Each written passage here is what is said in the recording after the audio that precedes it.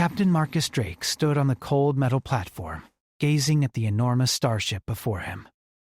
The metallic ship gleamed under the distant lights of the planet's atmosphere, a symbol of humanity's reach across the galaxy.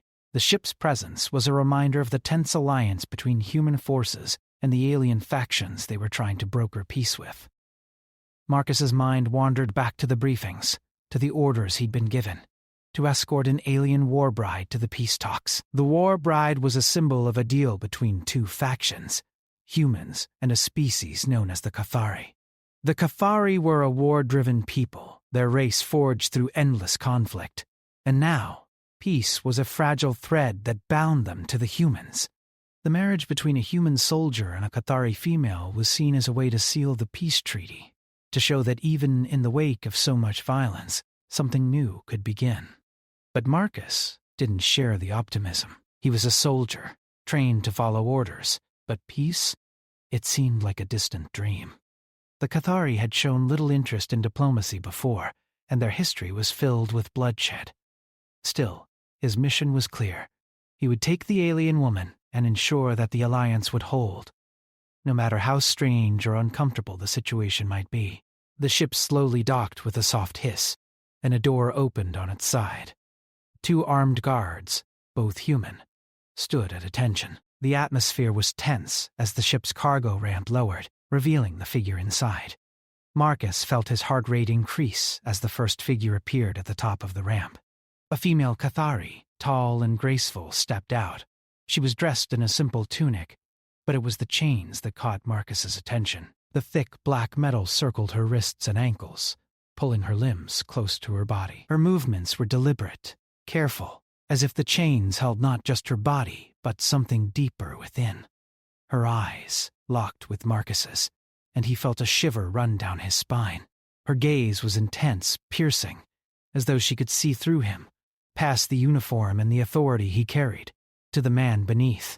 She seemed unfazed by the guards that flanked her, her expression stoic but full of something unspoken. The alien woman was no less than imposing. Her skin was a soft shade of violet, with hints of darker hues along her arms and neck.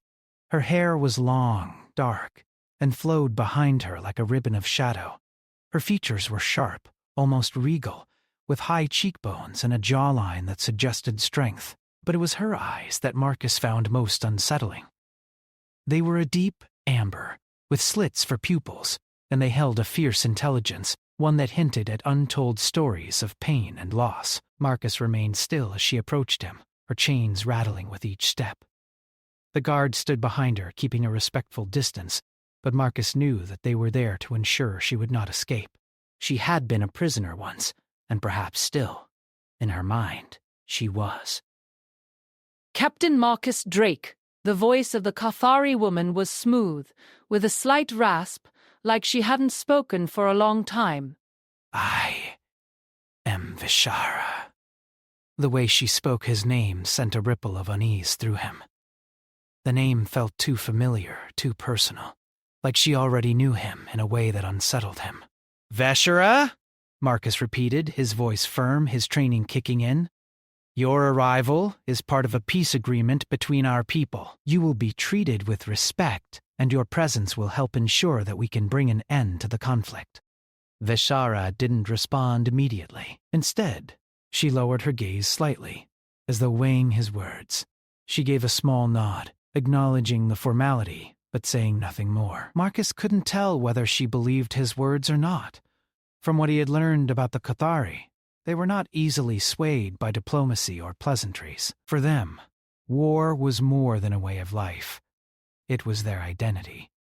Marcus motioned for her to follow, and the guards stepped aside, allowing her to move. As she passed him, Marcus caught the faintest scent of something unfamiliar, like the air after a storm. It was refreshing, but it stirred something deep within him. The chains around her wrists and ankles clinked softly, and for some reason, he couldn't stop watching the way they moved with her, as though they were a part of her. His mind raced with thoughts. What kind of life had she led to make her this way? What did those chains mean to her? Marcus had been trained to see things in black and white, to view situations with a soldier's detachment. But the sight of her, the alien woman, broken yet strong, chained yet proud, made it hard for him to keep his emotions in check. They reached the transport vehicle, a sleek, armored Land Rover built for military transport. As they approached, Marcus noticed that Vishara had begun to slow her pace. She looked down at the chains and paused, her fingers brushing lightly over the cold metal. A flicker of something passed across her face. Fear, perhaps, or something deeper. It was gone too quickly for Marcus to grasp. "You are free to remove them, if you choose," Marcus offered, his voice softening slightly. Vishara shook her head slowly. "The chains are mine," she replied, her tone almost whispering. "Without them, I would be lost. My people would see me as weak, unworthy." Marcus stared at her, unsure how to respond. The chains were a symbol of her people's defeat, their servitude. And yet they had become a part of who she was. They defined her, even though they were meant to keep her in check. The vehicle rumbled to life, and Marcus climbed in first, followed by the guards, and then Vishara. She sat across from him, her posture rigid, as she kept her eyes fixed forward, avoiding any further conversation. It was as if she were closing herself off from the world around her, retreating into a space that no one could touch. The ride was long, the silence between them only broken by the hum of the vehicle's engines. Vishara did not speak, and Marcus didn't know how to begin. He couldn't ask her about her past, about the life she had lived before this moment, without prying into wounds that were better left untouched. And yet he felt an undeniable pull, a curiosity about the woman who had been thrust into his world, a pawn in a game she had never chosen to play. As the Land Rover neared the facility where the peace talks were scheduled to take place, Marcus felt the weight of the situation press down on him. This was bigger than just one woman.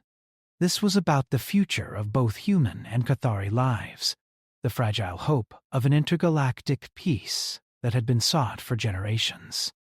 When they arrived, Marcus led Vishara into the facility, where a group of high-ranking officials awaited them. They greeted Vishara with the formalities of the peace agreement, but their eyes were filled with skepticism and uncertainty. She was a war bride, a symbol of humanity's concessions to the Cathari.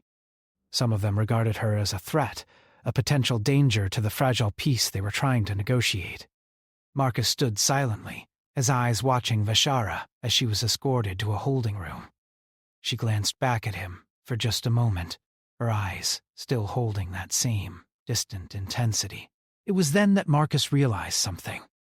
The chains, the very things that made her a prisoner, were the only things that had kept her whole. She was not free, and perhaps in her mind, she never could be. He wondered if, in that moment, she had ever truly wanted to be. Days passed, and Marcus found himself still unable to shake the image of Vishara from his mind. It wasn't just her striking appearance, her beauty or grace that lingered with him. It was her presence, the quiet tension that surrounded her like an invisible force field. She was a mystery he couldn't solve, a puzzle he couldn't quite fit together. And no matter how many times he told himself that his role was simply to ensure she was safe until the peace talks were concluded, he couldn't ignore the pull he felt toward her. He saw her often, though their interactions were brief and formal. Vishara would attend meetings with the Peace Council, standing quietly at the back of the room, her chains clinking softly as she shifted her weight. She was never forced to speak, but Marcus noticed the way her eyes moved over the room, studying the humans with a quiet intensity. She wasn't just watching them, she was calculating, analyzing, as if every movement, every word spoken, had some deeper meaning to her. It was as if she was waiting for something. But what? At times, Marcus would catch her staring at him from across the room, her amber eyes full of something he couldn't quite place. It wasn't hostility, but it wasn't trust either. It was more like curiosity, maybe even something deeper, something that felt like a challenge. He didn't know what to make of it. Every time their gazes met, he would quickly look away, uncomfortable under her scrutiny. There was something about her that unsettled him, and yet he couldn't help but feel drawn to her. It was late one evening when Marcus received the assignment that would change everything. The peace talks had stalled, with both sides locked in a stalemate over the terms. The Cathari, though eager to end the war, were stubborn and proud, unwilling to give up certain aspects of their culture that were seen as non-negotiable by the Human Council. The humans, on the other hand, were weary of the war but unwilling to compromise on key security issues. The atmosphere in the conference room was thick with tension, and Marcus knew that something had to give. He was called into a private meeting with General Tasha Rios, the commander of the human peacekeeping force. She was seated at a long table, her face drawn and tired, her eyes red from lack of sleep. "Drake," she began, her voice grave. "We need to get them to move. We've got one chance to end this conflict before it escalates further. But I need you to do something unorthodox." Marcus raised an eyebrow. Unorthodox? He had been through countless missions where he had to follow orders without question, no matter how strange or risky. But unorthodox was not a word he liked to hear when dealing with something as delicate as intergalactic peace. "What do you mean?" he asked, already suspecting he wasn't going to like the answer. "We need Vishara," General Rios said, her voice low. "She's the key to breaking this stalemate. The Cathari are not going to budge until they feel she has some say in the matter. The chains. They mean something to her people. It's a symbol of their subjugation, yes, but it's also a sign of strength. If we want them to trust us, we need to show them that we understand their customs, their culture. We need to let her lead this negotiation, at least for a short while." Marcus stared at her, taken aback. "You want me to give her control of the talks?" General Rios nodded. "Yes! Let her make the decisions. Guide us through the process." It might sound crazy, but if we can make her feel like she's part of this, part of the peace, it might just work.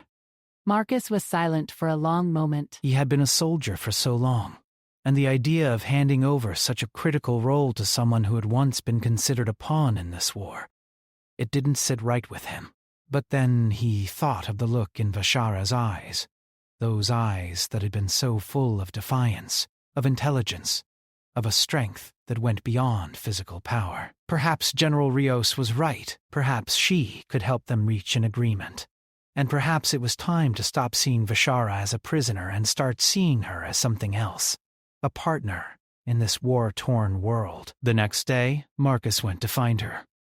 She was in her quarters, sitting by a small window, staring out at the stars. Her chains were still on, though they were no longer as tightly wound as before. It seemed like she had gotten used to them. But Marcus knew that her struggle wasn't over. The chains had become a part of her, a part of the identity that she held onto like a lifeline. "Vishara," Marcus said as he entered, his voice soft. "We need to talk." She turned slowly, her amber eyes meeting his. For a moment there was silence between them, a silence that seemed to stretch on forever. Then she stood, her movements graceful despite the heavy chains that weighed her down. "What is it, Captain?" she asked, her tone neutral but guarded. Marcus hesitated, unsure how to begin. He had seen her at her most vulnerable, and now he had to ask her for something that might make her even more vulnerable. But there was no choice. The peace talks were at a breaking point, and only she could help. "We need you," Marcus said finally, his voice steady. "The humans, the Cathari. We're at an impasse. We can't move forward unless we have your help." General Rios thinks that if you lead the talks, if you're in control for a time, it might help break the deadlock. It might convince the Cathari that we understand them, that we're not trying to erase their culture. Vishara didn't respond immediately. She just stood there, looking at him, her eyes unreadable. The chains rattled softly as she shifted, but she didn't seem to mind their weight anymore. "And what do you want from me in return?" she asked, her voice laced with suspicion.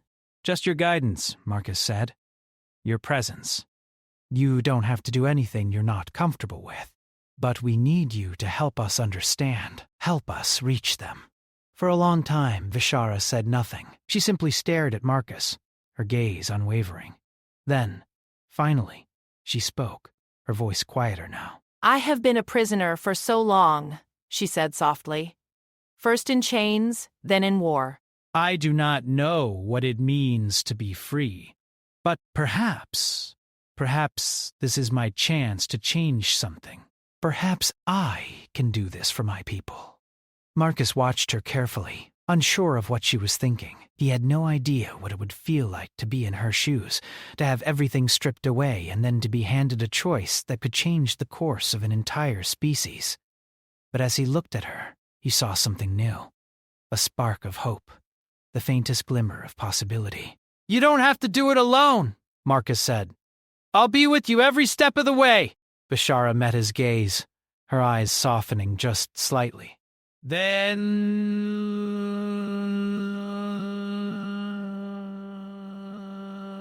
But only because I believe in something greater than this war. The days that followed were filled with tension and uncertainty. Vishara had agreed to take part in the peace talks, but the weight of the responsibility rested heavily on her shoulders. Marcus could see it in the way she moved, in the way she spoke. Her voice had lost some of its sharpness, and the chains around her wrists clinked softly as she walked. They were a constant reminder of her past, a past that still haunted her. But as the peace talks grew more intense, so did her resolve. Marcus had been by her side since that day. He had watched her slowly take charge, guiding the discussions between the humans and the Quathari. She was no longer the passive observer she had once been. She was a force to be reckoned with. Her mind worked quickly, piecing together the fractured arguments and offering solutions that no one else had considered. She spoke with authority, not as a prisoner, but as someone who had lived through the pain of war and understood its cost. However, despite her progress, there was a noticeable distance between them. The more Marcus saw of her strength, the more he felt his own insecurities rise to the surface. She was changing before his eyes, becoming something he wasn't sure he understood. And though he respected her, though he admired her, a part of him still saw her as the war bride, the prisoner who had been forced into this situation. He had never asked her about her past. It was a delicate subject, one he wasn't sure how to approach. But now, as the peace talks continued to grow more complicated, he realized that he needed to understand her better. He needed to know where she came from, what had brought her here, and what the chains meant to her. If he was to truly help her, he had to know the person behind the walls she had built around herself. One evening, after the talks had ended for the day, Marcus found himself standing in front of Vishara's quarters. He had told himself 100 times that he shouldn't do this, that it wasn't his place to pry into her life, but the nagging curiosity wouldn't let him go. He needed answers, and he knew that she was the only one who could provide them. He knocked lightly on the door. There was a brief pause before Vishara's voice responded from the other side. Come in! Marcus hesitated before opening the door. He had expected her to be sitting by the window, as she often did, lost in thought. But instead, she was standing by a table, her back to him. The chains around her wrists seemed heavier now, as if they were burdening her in a way they hadn't before. Vishara didn't turn around when he entered. But Marcus could see the tension in her posture, the way her shoulders were stiff, as if she were waiting for something. Waiting for him to speak, to explain why he was there. I need to ask you something, Marcus said quietly, his voice hesitant. She turned slowly to face him, her amber eyes meeting his without flinching. There was something in them, something that held his gaze, pulling him in. She didn't speak, but her silence encouraged him to continue. I've been with you through all of this, but I don't understand. I don't understand why you still wear the chains. I don't understand what they mean to you. I know they're not just for show, he said, his words coming out faster than he had intended. You've taken charge of the talks. You've shown us all what you're capable of. But the chains, they're still there. Why? Vishara's eyes softened as she looked at him, her gaze searching his face. She seemed to be weighing his words, considering them carefully before she finally spoke. The chains are a part of me, she said softly. They always have been, to remove them would be to remove everything I've known. My people were once slaves, and these chains remind us of that. They remind us of the price we paid for our freedom. They are a symbol of what we've survived. Marcus felt a knot tighten in his chest. He had heard stories of the Cathari's history, of their enslavement by a powerful empire that had used them as soldiers, as tools in a war they had no choice but to fight.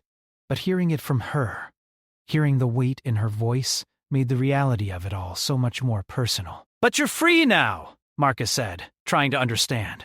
You're not a prisoner anymore. You've shown us all that you're stronger than any chains. Vishara shook her head slowly, her eyes distant, as if she were recalling something from a time long past. You don't understand, she murmured. These chains, they were never just about my captivity. They were a part of who I was. They were what kept me grounded when everything else was falling apart.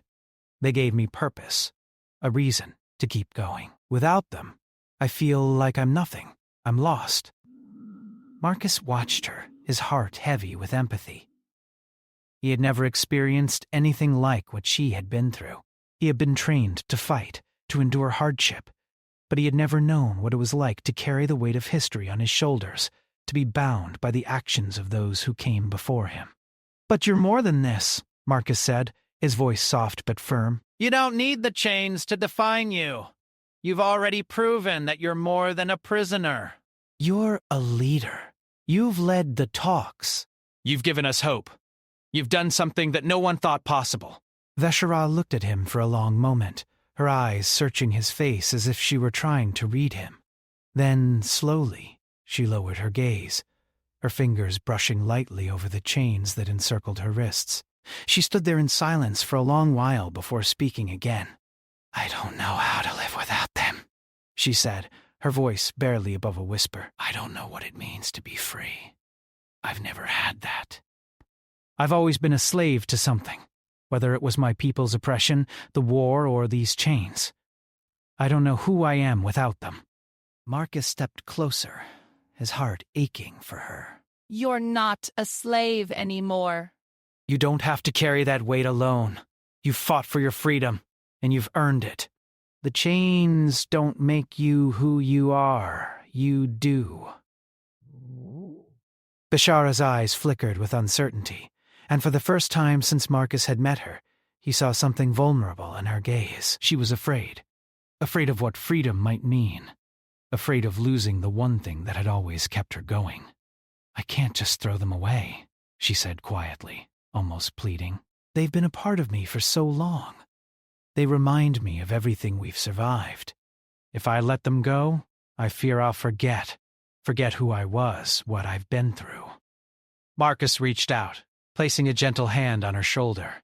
You won't forget. You'll carry it with you. But you don't need the chains to remind you of who you are. You've already shown us who you are. Bishara looked at him for a long moment, and for a brief second, Marcus thought she might say something more.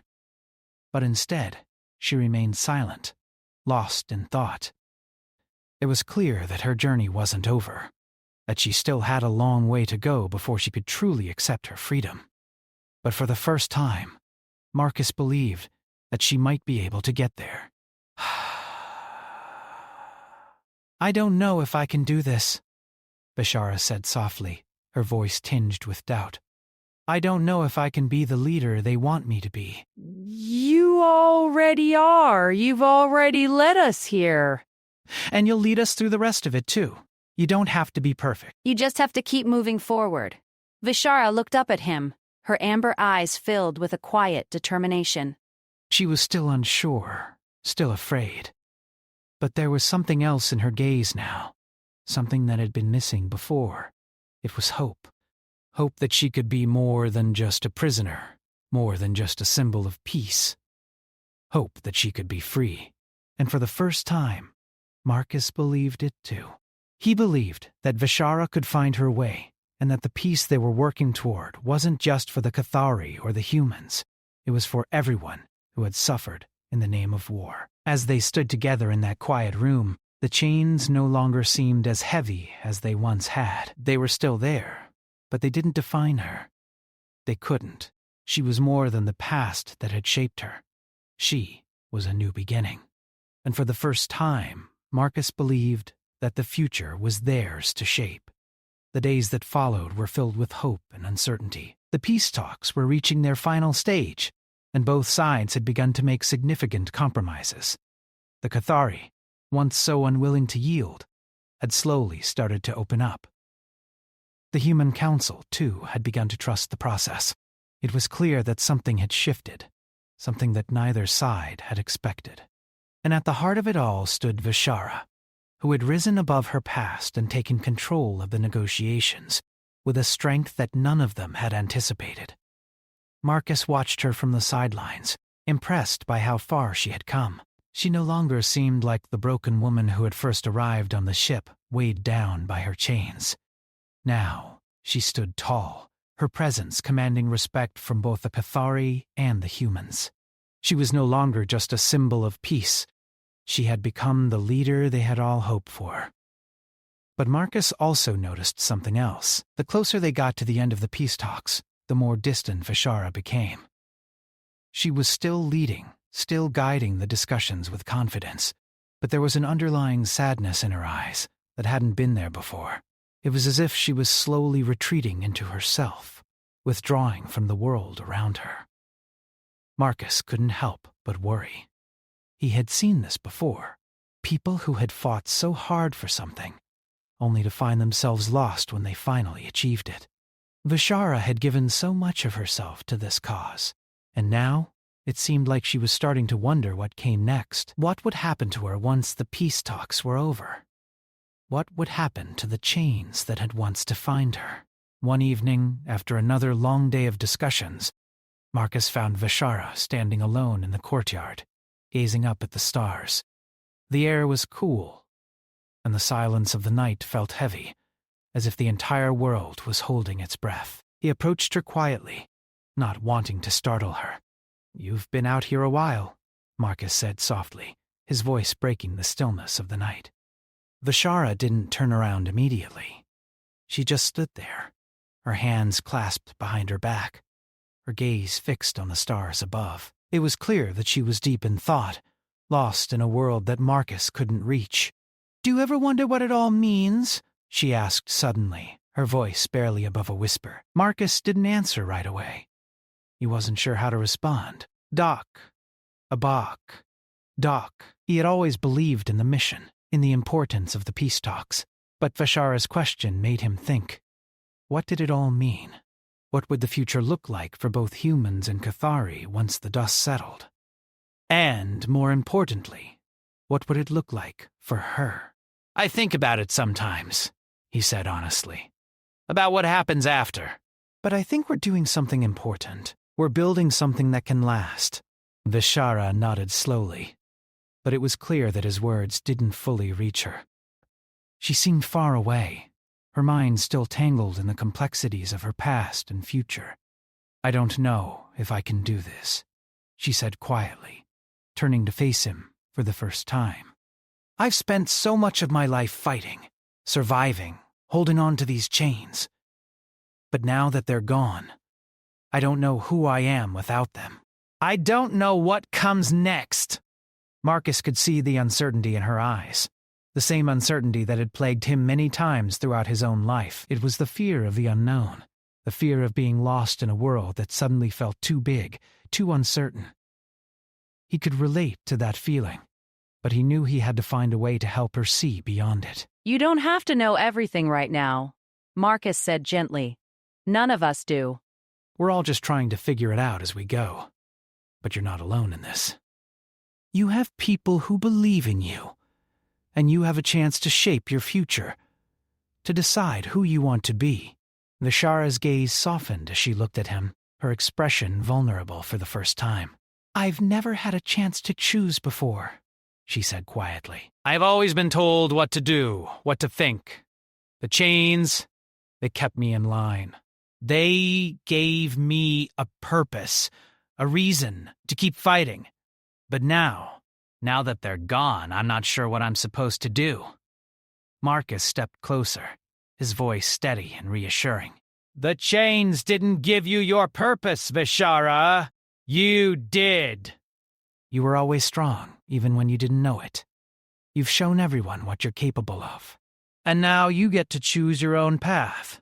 Vishara looked down at her wrists, where the chains had once been. Her fingers traced the spot where they had been, as if they still lingered there. The absence of them seemed to leave a hollow space, a reminder of what had been, and what could never be again. I feel like I'm losing part of myself, she confessed, her voice shaky. Part of me wants to let go, wants to embrace this new life, but another part of me is afraid. I've spent so long holding on to the chains that I don't know who I am without them. Marcus could see the inner battle raging inside her. She wanted to move forward, to embrace the future, but the past still held her in its grip. He understood that fear, that feeling of being trapped between two worlds, not knowing where you truly belonged. You're not losing anything, Marcus said, his voice firm. You're gaining something! You're gaining your freedom! Your choice! You get to decide who you want to be now, and you don't have to do it alone. You've already shown us all what you're capable of. You don't need the chains to be strong. Vishara's eyes met his, and for a moment there was silence between them. It wasn't uncomfortable, but it was filled with a quiet understanding, an unspoken recognition of the journey they had both been on. They had both faced their fears, their doubts, and had come out stronger for it. But for Vishara, this was different. This wasn't just about survival anymore. It was about finding a way to live, to thrive. I'm not sure I know how, she said softly, her voice tinged with uncertainty. Marcus smiled gently, his expression softening. None of us do. But we figure it out, together. For the first time in a long while, Vishara allowed herself to smile, though it was small, almost hesitant. But it was real, and that was enough. As the night stretched on, the stars above them seemed to shine a little brighter, as if the universe itself was offering a sign of hope. Vishara had come a long way, from a woman trapped in chains to a leader who had helped bring peace to a fractured galaxy. But her journey wasn't over. The future was still uncertain, still full of challenges. But for the first time, Vishara believed that she could face it. She could choose her path. Whoa, she could be free. And with Marcus by her side, she knew she wouldn't have to face it alone.